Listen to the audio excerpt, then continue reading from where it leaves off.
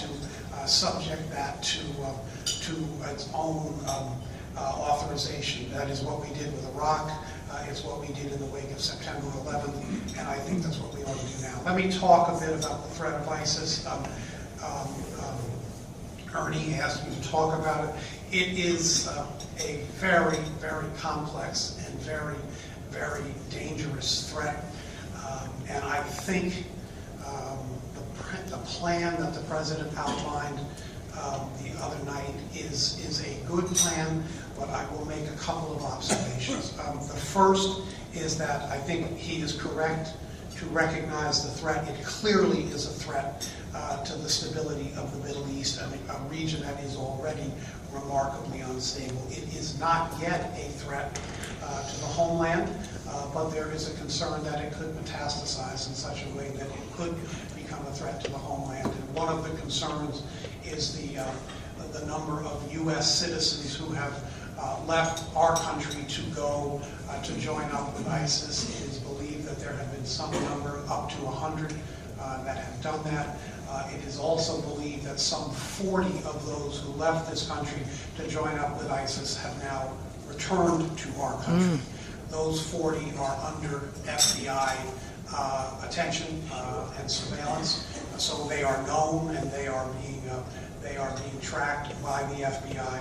But at the present time, the intelligence is that ISIS does not present a threat to the homeland, although that is not something that will remain static going out into the future. So A, correct to recognize the threat. B, our addressing of the threat, in my opinion, has to focus on a couple of things. One, this cannot become another U.S.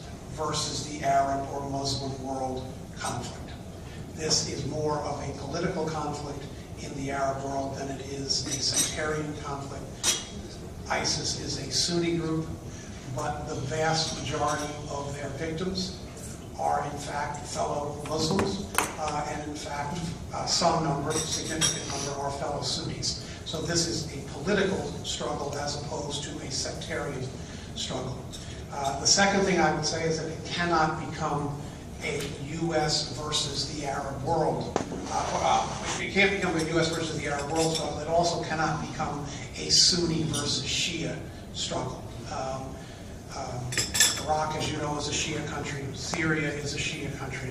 But there needs to be the moderate Arab world needs to join in this effort to degrade and destroy ISIS, or if not, the way it will be perceived in the Arab world is that this is once again the great infidel of the United States coming in to oppress their people. This needs the moderate Muslim countries, Sunni countries, Saudi Arabia, Turkey, others have to be a part of this struggle. And our role, as the President outlined it the other night, I think correctly, is that of providing air support, providing technical expertise in terms of our advisors, and providing arms.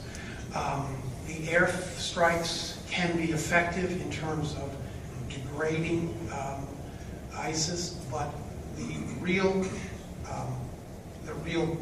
impact of the airstrikes is if there is a force on the ground that can then secure the areas that are cleared by the airstrike. And so the logic of trying to once again support the Iraqi army is rooted in that recognition, and the logic of training and arming the moderate Syrian opposition is also rooted in that. Now, we should all know, not lose sight of the fact that there are approximately 10,000 ISIS fighters.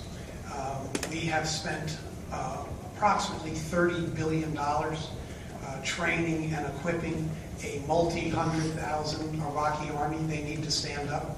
It's 30,000, not 10,000. Okay, it's growing. It's growing. But the fact of the matter is that they are outnumbered by a dramatic margin by the Iraqi army, which, as I said, we have spent approximately $30 billion training and equipping. Turkey has an army of several hundred thousand. Saudi Arabia has an army of several hundred thousand. So we need